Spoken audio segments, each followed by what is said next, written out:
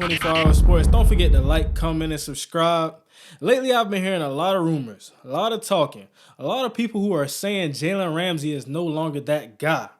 Unfortunately, I don't agree with that group of people. At 28 years old, Jalen Ramsey is still one of those rare combinations of size, athleticism, and technique.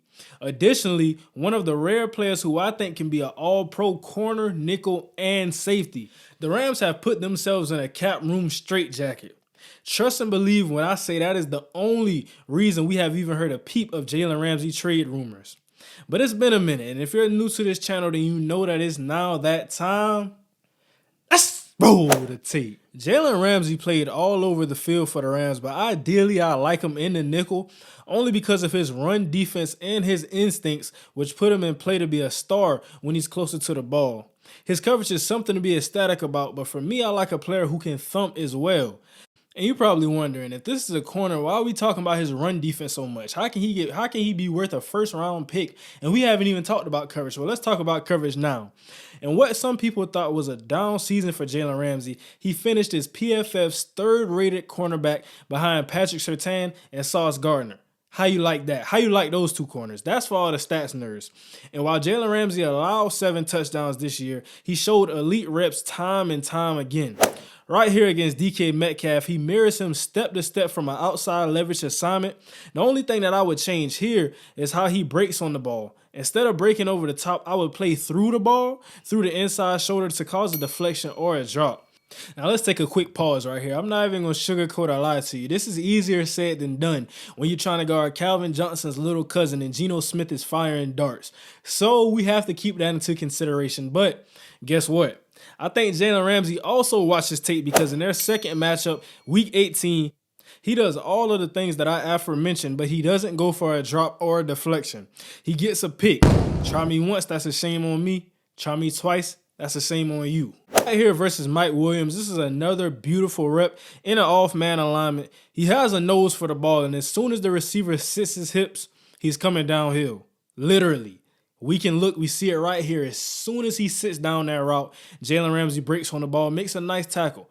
But I would be weary of these loose alignments, whether it be off man or off zone, because while he can do it, it's not a form of tapping into his full potential as a corner. Right here versus Mike Evans. Mike Evans does a great job releasing inside so that when he jabs outside, Ramsey is forced to respect it. But Evans already has gotten to a point that his head and shoulders are splitting Jalen Ramsey. So essentially he's stuck until Mike Evans gets out of his break, forcing him to be a step slow or a step late.